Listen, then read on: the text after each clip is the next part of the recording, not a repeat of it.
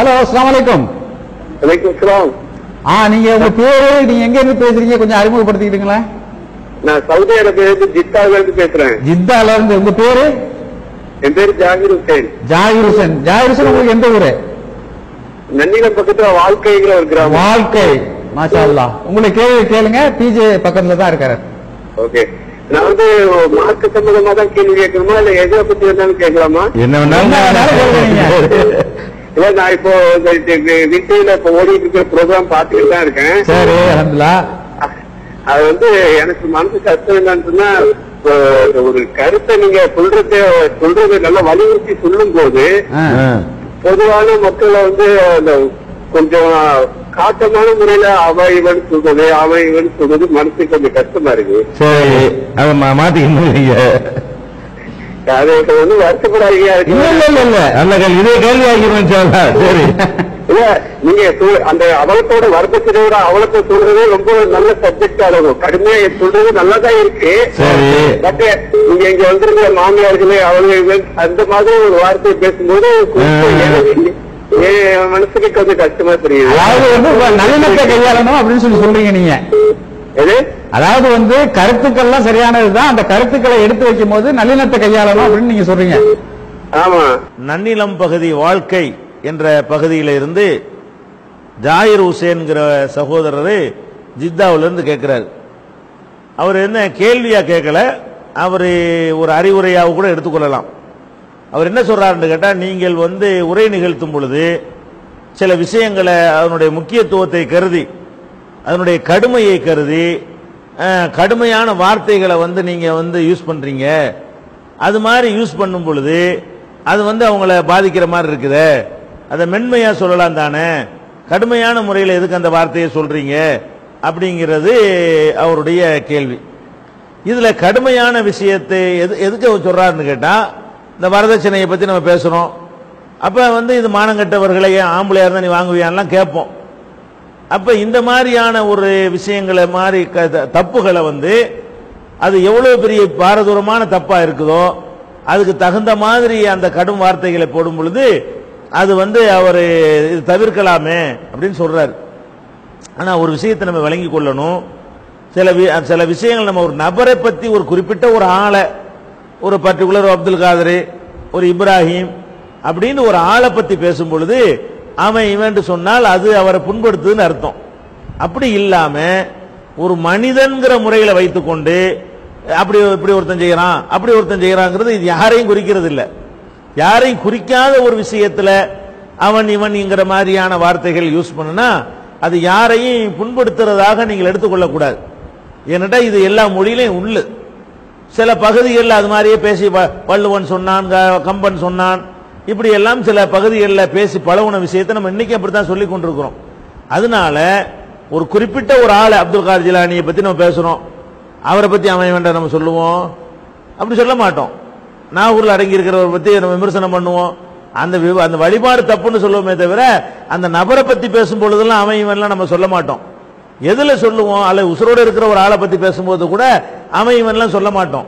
இந்த அவன் இவன்கிறது எங்க வரும் என்றால், பொதுவாக மனிதன் இந்த மாதிரி செய்யறான், நன்றி கெட்டவனா இருக்கிறான், மனிதர்கள் நன்றி கெட்டவர்களாக இருக்கிறார்கள் இப்படியா பேசுவாங்க.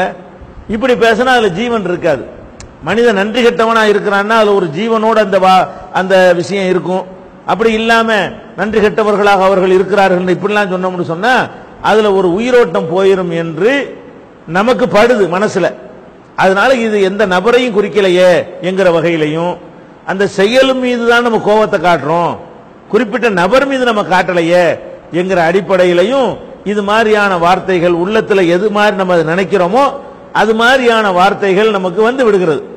இது இதை தவிர்க்க முடியாது. இது ஆக்ரோஷமா ரசூல் ஸல்லல்லாஹு அலைஹி வஸல்லம் பேசும்போது கூட அவங்களுடைய மயிர்கால்கள்லாம் சிலிர்த்து விடும், கண்கள் எல்லாம் சிவந்து விடும், மாதுளம்பழம் கொப்பளித்தது போல முகமெல்லாம் மாறிவிடும் என்று அப்படிதான் ரசூல் ஸல்லல்லாஹு அலைஹி வஸல்லம் கூட ஆக்ரோஷமா பேசியிருக்கிறாங்க. ஆனா ரசூல் ஸல்லல்லாஹு அலைஹி வஸல்லம் உடைய காலத்துல இந்த கொஸ்டினுக்கு இடம் கிடையாது. ஏன்? அரபு மொழியில எல்லாருமே அவன் தான் சொல்லுவாங்க. நம்ம நாட்டில் தான் இப்படி கெடுத்து வச்சுட்டோம். இப்படி ஒரு ஆளை அவர்கள்ங்கிறது, ஒரு ஆளை சொல்லும் பொழுது அவர்கள் இவர்கள்ங்கிறது, ஒரு ஆள் இப்படி அவர்கள் ஆவாரு ஒரு ஆள் தானே. நம்ம ஒரு ஆளையே பல ஆள் மாதிரி பயன்படுத்துற பழக்கம் என்னது நம்ம தமிழ்நாட்டில்? அது பிற்காலத்தில் வந்து, அந்த காலத்தில் கிடையாது. பிற்காலத்தில் என்ன பண்ணிவிட்டோம்னு கேட்டா, ஒரு ஆள் அப்துல் காதரை பத்தி பேசும்போது அப்துல் காதர் அவர்கள் சொன்னார்கள். இது அரபில எப்படி சொல்லணும் தெரியுமா? அப்துல் காதர் சொன்னான்னு தான் சொல்லணும். இது அரபில சொல்றதா என்ன எப்படி சொல்லணும்? அப்துல் காதர் அவர்கள் கிடையாது, சொன்னார்கள் கிடையாது. இப்ப நீங்க எடுத்துக்கணும் உதாரணத்துக்கு. ஏன் இது வந்து இல்லைன்னா இதுக்கு ஹதீஸ்ல இருந்து கொஞ்சம் ஆதாரம் காட்டிடுவேன். ரசூலுல்லாஹை பொறுத்த வரைக்கும் அவங்க பாஷையில் இல்லாததுனால உங்களுக்கு வந்து அது நேரடியாக எனக்கு ஆதாரம் காட்ட முடியாது. ஆனால் புரிஞ்சுக்கிறதுக்காக உங்களுக்கு சொல்றேன். இப்ப கால என்றால் என்ன? சொன்னார்னு அர்த்தம். இப்ப அல்லாஹ் சொன்னான்னு அரபில சொல்லணும். எப்படி சொல்லுவோம்? கால் அல்லாஹ், அல்லாஹ் சொன்னான். இப்ப ரசூலுல்லாஹ் சொன்னாங்கன்னு சொல்லணும். அது எப்படி சொல்லுவோம்? கால ரசூலுல்லாஹ் தான். இப்ப காலவுக்கு கொஞ்ச நேரத்துக்கு முன்னாடி சொன்னான்னு அர்த்தம் செஞ்சோம். கால ரசூலுல்லாஹ்வுக்கு அதே மாதிரி அர்த்தம் செஞ்சா எப்படி வரும்? அது சொல்றதுக்கே நமக்கு தயக்கமா இருக்கு. அப்படி சொல்ல அப்படிதான் அர்த்தம் வரும் அரபில. அப்ப இப்லீஸ் கால இப்லீஸ் சொன்னான். கால ஃபிரௌன் சொன்னான் தான். கால அப்துல்லா சொன்னான். கால அபூபக்கர் சொன்னான். இந்த கால என்பது மாறாது. அரபியை பொறுத்த வரைக்கும் அக்கலன்னா சாப்பிட்டான். இந்த சாப்பிட்டான் என்பது யாருக்கு சொன்னாலும் அக்கலை தான். அரபில கெட்டவனுக்கும் அக்கலை தான், நல்லவனுக்கும் அக்கலை தான், தலைவருக்கும் அதுதான், தொண்டருக்கும் அதான். அது மாதிரி நாம தூங்கிட்டான் அர்த்தம். இந்த நாம தூங்கி விட்டான் என்ற இந்த சொல்ல மரியாதைக்காக வேற மாதிரி மாத்துவாங்களா? அரபில மாத்த மாட்டாங்க. யாரா இருந்தாலும் நாம வழங்குதா, பெரிய தலைவரா இருந்தாலும் நாம ரசூலுல்லாஹ், நாம அபூ ஹுரைரா, அது மாதிரி நாம சைத்தான் தூங்கிட்டான், யாரா இருந்தாலும் சரி. நாம அபூ ஜஹில் தூங்கினான். அப்ப அந்த நாமங்கிற வார்த்தையை வந்து யாருக்கு சொன்னாலும் மாத்த மாட்டாங்க. அதனால அரபி மொழியை பொறுத்த வரைக்கும் அவங்க இவங்க அவர்கள் இங்க அதெல்லாம் அரபில கிடையாதுங்க. யாரா இருந்தாலும் அவன் தான் அரபில. அவர்கள்ங்கிற மேட்டரே கிடையாது. அதனால ரசூல் ஸல்லல்லாஹு அலைஹி வஸல்லம் அவர்களுடைய ஹதீஸ்களை நீங்க எடுத்து பார்த்தீர்கள்னு சொன்னா அதுல எல்லாமே ஹதீஸ்னு இல்ல, இன்னைக்கு வரைக்கும் அரபி மொழி எடுத்து பார்த்தீங்கன்னு சொன்னா மரியாதைக்காக வேண்டி வார்த்தைகளை மாற்றுவது என்பது அந்த மொழியில் கிடையாது. அதனாலதான் இப்ப ரசூலுல்லாஹ்வுடைய இது நமக்கு கரெக்டா எடுத்து சொல்ல முடியல. தமிழ்ல என்ன பண்றோம்? ஒரு ஆளையே என்ன பண்றோம்? அவர்கள்ங்கிறோம், சொன்னார்கள்ங்கிறோம். அப்படி வந்துட்ட காரணத்தினால, அப்படி ஒரு பழக்கம் வந்துட்டனால நம்ம அப்படி நினைக்கிறோம். சில பகுதிகளில் அந்த பழக்கம் இல்லாத ஊர்களும் இருக்கிறது. அதனால அதையெல்லாம் கருத்துல கொண்டு அவங்கவுங்க சின்ன வயசுல எப்படி அந்த பாஷையை பழகி கொண்டார்களோ அதன் அடிப்படையில் அவங்களுடைய கோபத்தை, அவங்களுடைய ஆக்ரோஷத்தை வெளிப்படுத்துற வகையில் தான் வார்த்தைகளை பயன்படுத்துவாங்க. அதனாலதான் இந்த தீமை வரதட்சணையை பத்தி பேசும் பொழுது, ஷிர்க்கை பத்தி பேசும் பொழுது கடுமையான வார்த்தைகளை பயன்படுத்துற ஒரு நிலைக்கு நாங்க